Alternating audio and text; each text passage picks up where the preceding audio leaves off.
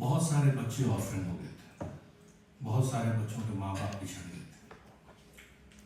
2004 में सुनामी आई थी और 2019 में ये CCDRR सेंटर जो बना है NIDM का, उसके बाद 2019 में ही हमने एक रिसर्च किया, स्टडी किया कि आज वो बच्चे कहाँ हैं जो 2004 में जिनके माँ बाप मर गए थे।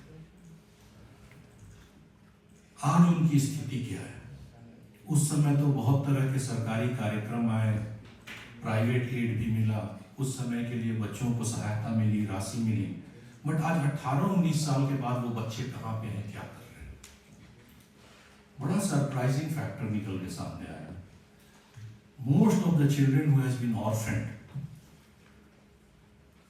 उनका लाइफ में सक्सेस स्टोरी नील है, despite everything has been provided to them at that moment. उस समय सहायता मिली, राशि मिली, पैसे मिले, घर मिला, बट 18 साल के बाद हमें शायद ही एक बच्चा कोई मिला हो जो कि अनाथ हो गया था और वो लाइफ में सक्सेसफुल हो पाया। बट उसमें कई सारे बच्चों के सिंगल पेरेंट की डेथ हुई थी। सिंगल पेरेंट मतलब सिर्फ माँ मर गई या सिर्फ पापा नहीं रहे। उसमें भी एक बड़ा सरप्राइजिंग फैक्टर निकल के आया उस स्टडी में।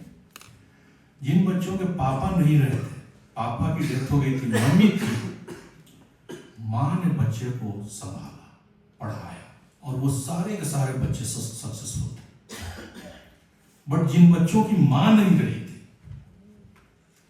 चाहे तो वो बच्चे अनाथालय चले गए थे, पापा most of the time they has been मतलब वो एडिक्टेड, एल्कोहलिक और ये वो हो गए थे, बच्चे अनाथालय या तो गए या फिर चाइल्ड लेबर में, चाइल्ड मैरिज में उनकी लाइफ खत्म हो गई। सरप्राइजिंग ये रिजल्ट्स हैं जो ग्राउंड से आया है। और उसके बाद इस स्टडी के बाद एक रिकमेंडेशन हमने दिया NIDM ने भारत सरकार को कि जब भी सहायता दी जाती है बच्चों को, अगर वो सिर्फ कुछ समय के लिए दी जाए और उसकी सस्टेनेबिलिटी नहीं हो तो रिजल्ट फिर ओरिएंटेड नहीं, रिजल्ट नहीं मिलता। और कोविड के बाद ये देखने को मिला PM केयर स्कीम लागू हुई और उस PM केयर स्कीम में ये सस्टेनेबिलिटी का फैक्टर ध्यान में रखा गया, लेकिन वहां भी फिर एक गैप आया। उसके बाद फिर स्टडी की हमने, वहां भी फिर एक गैप आया कि PM केयर स्कीम जो है वो अनाथ बच्चों के बारे में तो बात करती है, बट जिनके घर का ब्रेड अर्नर नहीं रहा उन बच्चों के बारे में वहां पे बात नहीं थी। बहुत सारे स्टेट गवर्नमेंट अपने स्टेट लेवल पे स्टेट स्पेसिफिक स्कीम लेकर के आए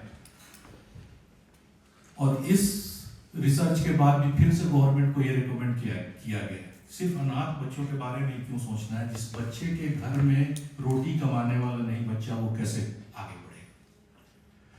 WCD के रिप्रेजेंटेटिव हमारे यहाँ पे बैठे हुए हैं और ये रिसर्च भी हमने WCD को भेजा है और WCD के साथ NIDM कंट्रीब्यूट करके उनके साथ एसोसिएशन में हमारा पर्पस है सर, आपके काम को हम लोग इजी कर रहे हैं। सारे लाइन डिपार्टमेंट के लोगों को बुलाना, एक साथ में बैठाना, एक दूसरे से संपर्क कराना और आपके काम को कैसे बढ़ाना है, उसमें हमारा जो सहयोग हो सकता है हम लोग अपने पूरे जोर से कर रहे हैं। Thank you very much sir. Next speaker sir.